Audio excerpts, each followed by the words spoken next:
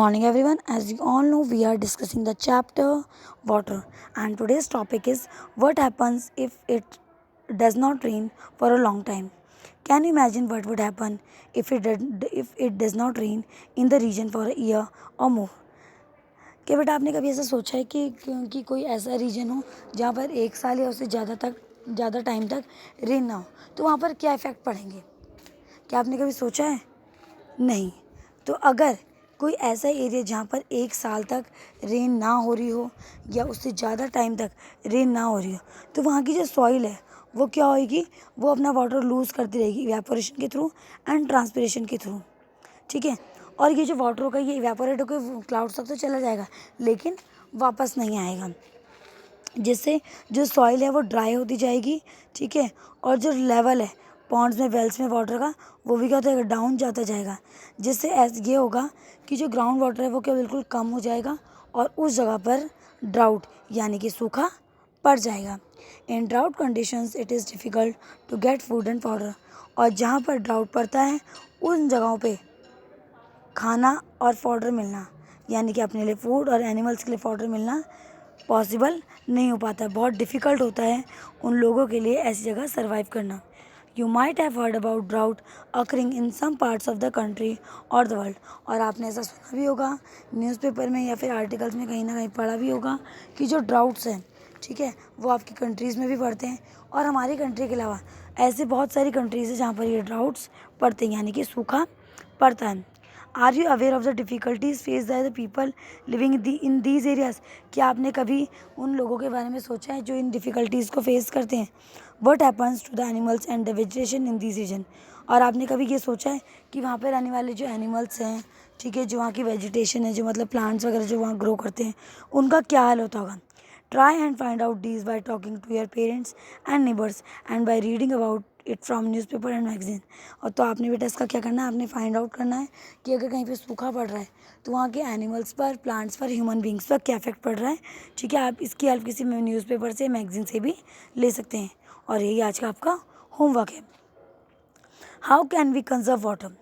अब हमारा जो नेक्स्ट टॉपिक है वो है कि हम वाटर को कैसे बचा सकते हैं। Only a small fraction of water available on the earth is fit for use of plants, animals and humans. Most of the water is in oceans and it cannot be used directly. अब यहाँ पे बताया जा रहा है कि हमारा जो पूरा वाटर है उसमें से सिर्फ कुछ इस फ्रैक्शन में बहुत कम पोर्शन वाटर का ऐसा है जो हमारे लिए, प्लांट्स के लिए, एनिमल्स के लिए और ह्यूमन बींग्स के लिए फिट है पीने के लिए, यानी कि यूज़ करने के लिए। ठीक है। इससे ज़्यादा मतलब वैसे वाटर होने के लिए तो बहुत सारा हमारे, लेकिन ज़्यादा से ज़्यादा जो वाटर हमारा कहाँ है, ओशियंस में है। ठीक है, ओशियंस में है। और वो वाटर हम डायरेक्टली यूज़ नहीं कर सकते पीने के लिए या अदर पर्पज़ के लिए, क्योंकि वो बहुत ज़्यादा क्या होता है, सैलाइन होता है, यानी कि सॉल्टी होता है। When the level of the ground water decrease drastically this can not be use any more. और जब जो लेवल होता है वाटर का, ठीक है, वो ग्राउंड में कम होता जाता है, ठीक है, तो उसको हम आगे यूज़ नहीं कर सकते। The total amount of water on earth remains the same but the water available for use is very limited and is decreasing very with over usage. आपको पता होगा कि हमारे जो अर्थ है उसमें 3% वाटर है एंड 1% में लैंड है।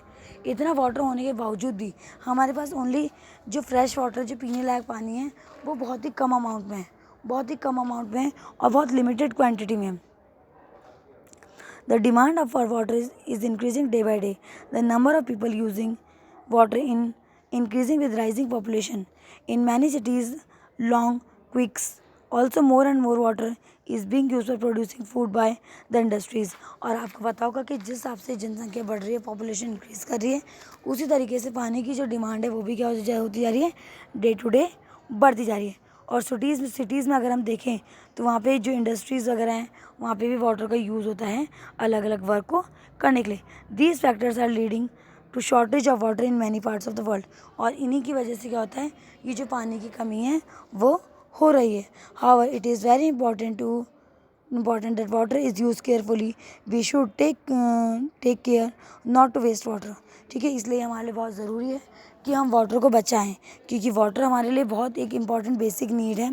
ठीक है, जिसके बिना पर ही हम जी सकते हैं। ठीक है बेटा। और हमें ये वाटर कैसे कंजर्व करना चाहिए कि जब वाटर यूज़ में ना हो तो टैप्स को बंद कर देना चाहिए।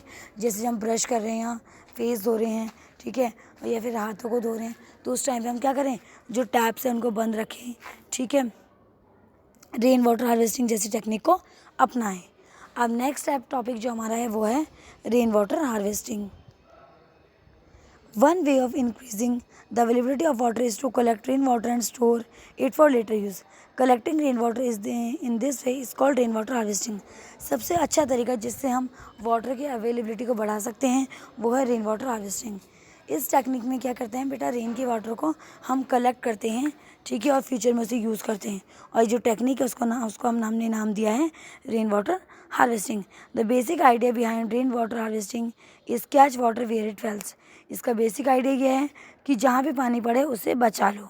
What happens to the rainwater that falls in places that are mostly covered with concrete roads and buildings? It flows into drains, isn't it? From there, water goes to rivers or lakes, which could be far away. A lot of effort will be required to get this water back into our home as the water did not seep into the ground. अब बेटा बात हो रही है कि आपने कभी ये सोचा है कि वो जगहें जहाँ पे जैसे रोड्स है, ड्रेन्स है, वहाँ पर जो पानी जाता है वो कहाँ जाता है? वो पानी रिवर्स में जाता है, ठीक है, या फिर कहाँ जाता है, पॉन्ड्स वगैरह में जाता है। लेकिन चला जाता है, ठीक है।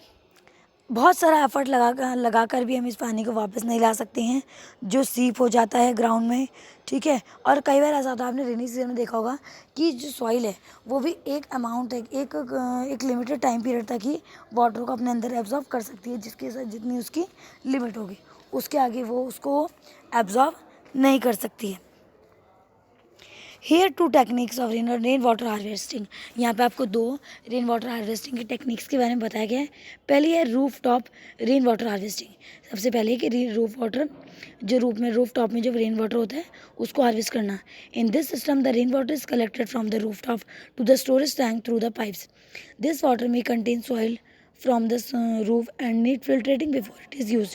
Instead of collecting rainwater in the tank, the pipes can go directly into the pit into the ground. This then seeps into the soil to recharge or refill the ground water. अब यहाँ पे पहला जो उन्होंने technique बताई है वो है roof top rain water harvesting. इस टेक्निक में क्या जाता है, एक सिस्टम होता है, ठीक है, जिसमें पाइप्स के मतलब रूफ टॉप में एक पाइप को अटैच कर दिया जाता है, जो डायरेक्टली क्या करता है, वाटर को पिट में डाल देता है। और पिट से ये जो वाटर है वो क्या करता है, पिट में ये फ्यूचर यूज़ के लिए स्टोर रहता है। और साथ ही साथ अगर इसमें सॉइल है तो ये सीप करता जाता है ग्राउंड में और मतलब रिचार्ज करता जाता है वाटर के लेवल को। नेक्स्ट जो है वो है another option is to allow water to go directly into the ground directly from the roadside drains that collect foreign water. दूसरा तरीका जो है वो क्या है कि जो ड्रेन्स हैं, ठीक है, जो मतलब रोडों से जो पानी आ रहा है डायरेक्टली हम क्या करें, ऐसे उनको ग्राउंड में जाने दें, जहाँ पे जाके वो क्या कर सके, कलेक्ट हो जाए, उन ग्राउंड में चले जाए जहाँ पे जो वाटर है वो कलेक्ट हो सकता है। तो बेटा इस चैप्टर हमने सभी चीज़ें डिस्कस करी कि किस तरीके से वाटर हमें मिलता है, कितना ये प्रीशियस हमारे लिए, और अगर ये नहीं होगा तो हम भी सर्वाइव नहीं कर पाएंगे, ठीक है। इसलिए पानी वो जो वाटर है उसे कंजर्व करना बहुत इम्पॉर्टेंट है, ठीक है। और इसको हम कैसे कंजर्व कर सकते हैं, जब हमें नीड ना हो, ठीक है, उस टाइम पे हम टैप्स को ओपन ना करें, ठीक है, रेन वाटर को कलेक्ट करें।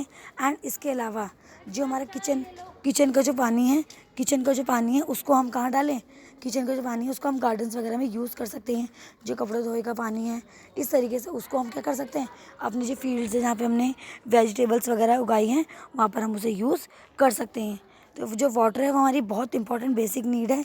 अगर ये नहीं होगा तो हम भी इस अर्थ में सर्वाइव नहीं कर पाएंगे। और हमारे साथ साथ जो और लिविंग ऑर्गेनिज्म है, जैसे कि प्लांट्स हैं, एनिमल्स हैं, वो भी सर्वाइव नहीं कर पाएंगे।